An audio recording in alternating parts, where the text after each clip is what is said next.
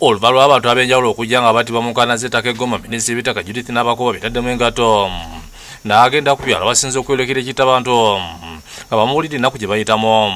Nabakuba akulembeddemu ababaka ava mu kitundu ekyo kuli Ssazi Godfrey wa Gomba East n'omubaka omukyala Silvia naye balesa kulina ebyokwerinda okuva mu Katonga. Basookedde kutaagirisange ku byalo bitaano e Kanoni okuli Kitemu, Nkwale, Koome, Kitwe ne Kasaka. Ku ttaka lino kwakafiirako abantu 3. Olukiiko lutudde ku kyalo Kitemu maka ga Namwandu Sofia Nakimera omu ku batwalidde ebibanja byabwe. Abakulembeze ku mitini gya wansi n'abatuuze abadde mu bungi balumbagire minisitiri ennaku gye bayitamu oluvannyuma lw'okutwalibwako ebibanja byabwe.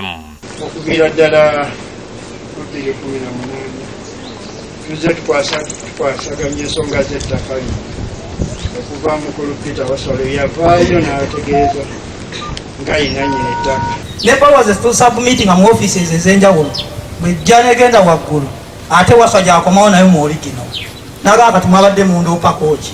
Ettaka eritawaanya liri mu famire ya Mukomazi kati lyavaamu ne lidda mu famire ya Ndimulodi etuusa naye Waswa talina biwandiiko bituufu. Ebiwandiiko ebituufu ebitandikirwako bye bino. Tuli ku bulumi bw'ettaka lino kubanga Waswa atubonyaabonya atukubye emiggo. Omwami wange naye wali wa myaka 79 abadde mu kkomera mu Sibera.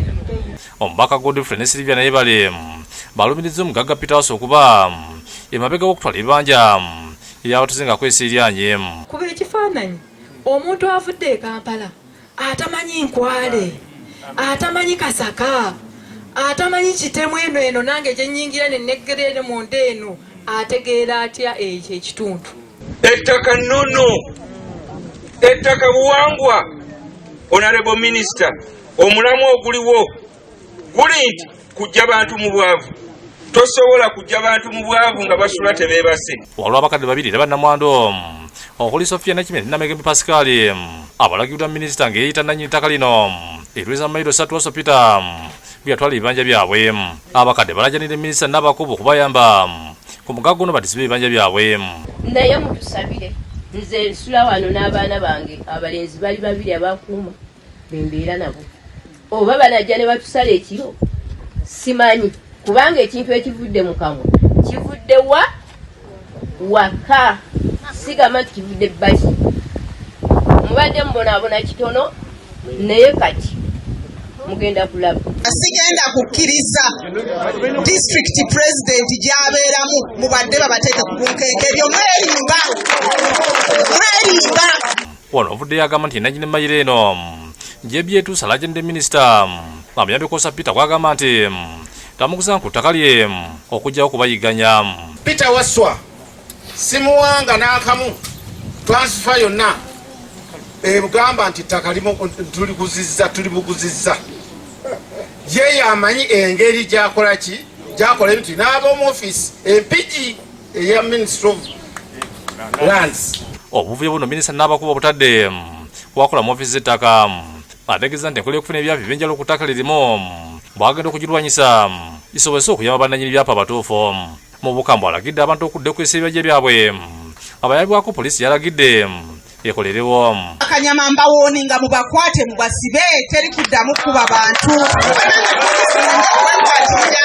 Bakanyama bajja batya nga tulina ebitongole bya gavumenti ebirina okukuuma emirembe. Nabakuba asinkanye n'ab'ebibanja ku ttaka lyebuwanguzi eriwezaako mayiro mu ggombolola empenya lino lyafiirako omupunta mu mwezi oguwedde. Okusinziira ku Luzira Richard Francis okuva mu kika ky'entalaganya ettaka lino lyabakika nga lyaweebwa Waswa balanga okuva ku Ssekabaka Katerega.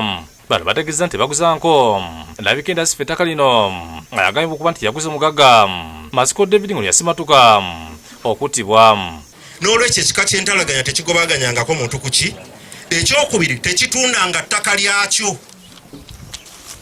kubanga custodianship eri wa mukulu wa Siga. Ettaka ligamba nti wirimba wirinsera kutula ne muteeseganya naye bwe muba temutudde kuteeseganya lwaki osiba ekibanja ky'omuntu nga temukanyiza. Joseph Kinobe yakusakidde eggulu eno ku Lwabukedde TV.